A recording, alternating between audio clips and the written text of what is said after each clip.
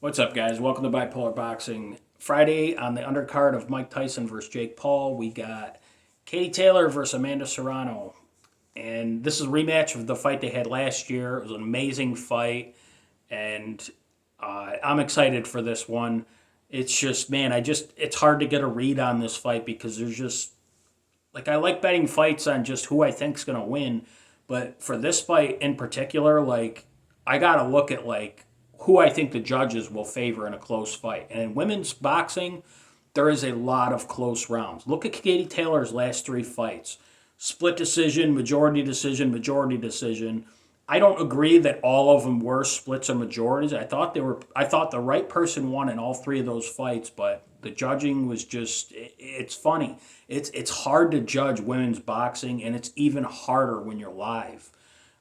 I learned that last week when I saw O'Shaquie Foster live.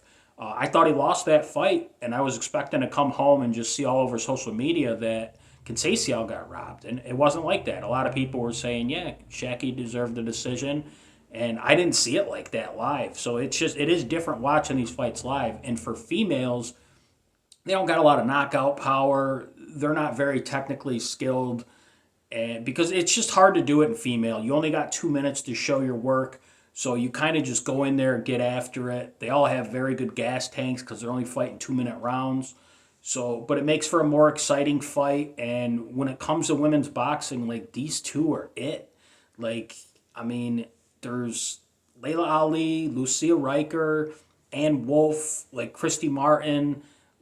Other than that, there's Katie Taylor and Amanda Serrano are up there with every single one of those girls, and we got them fighting each other.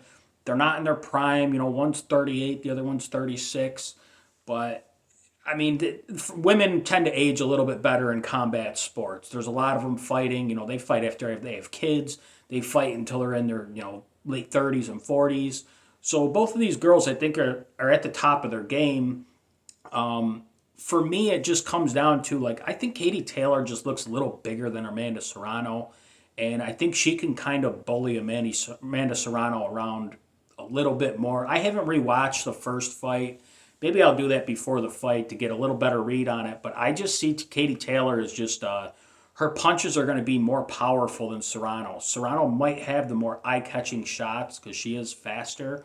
Maybe she lands more, but it's just when you're in there with Katie Taylor, she's not only a very technical boxer, she does actually have some pop. I know her record doesn't show it, but I think she's got more pop than Serrano, even though the knockouts definitely going Serrano's way.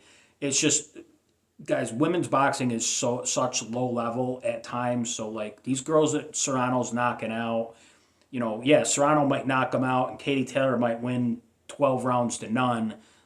It's still going to be a dominating performance. Unless you get one of the top two or three girls in there against Katie Taylor or Serrano, it's not going to be a very competitive fight. But this one will. This one will definitely be a very competitive fight. The one thing I worry about is the judges. I mean, and come on, Serrano could win this fight, 7-5, 8-4, whatever, and I wouldn't be surprised. But I think the way I'm thinking the fight's going to go, and I think Taylor could win it, I just don't know if the judges are going to see it like that. Jake Paul's putting on this event. It's going to be a huge event. He definitely wants his girl to win. I'm just not going to put it past, it's boxing.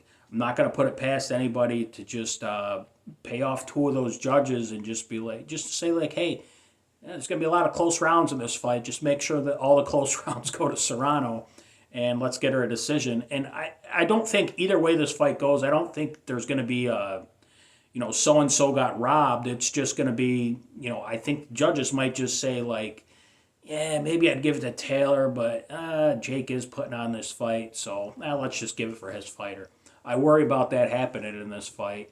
But, and also, it would set up, because these two girls should probably retire after this fight, but, man, Serrano wins this one, you got to be calling for a rematch, and then that'll be their last fight, and it'll be even bigger, and it'll make even more money.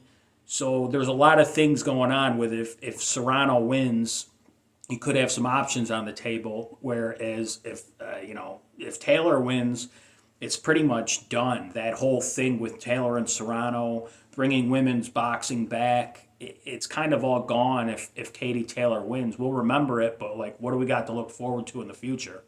So I worry a little bit about that, but yeah, just give me Katie Taylor by decision. Like, if you're looking for something to bet on this, like maybe don't even bet Katie. Just bet the over. Like, I know it's like minus like 700 or something like that over 8.5 rounds. I think it's minus 700 on my website. Like, just throw that into a parlay with Shushu Carrington and maybe Barrios and Lucas Bagdadi. Like, you could find other like big favorites on it and just chuck that on the parlay with all of them because that's a safe bet. Neither one of these girls is getting knocked out. I don't see a knockdown even in this fight happening.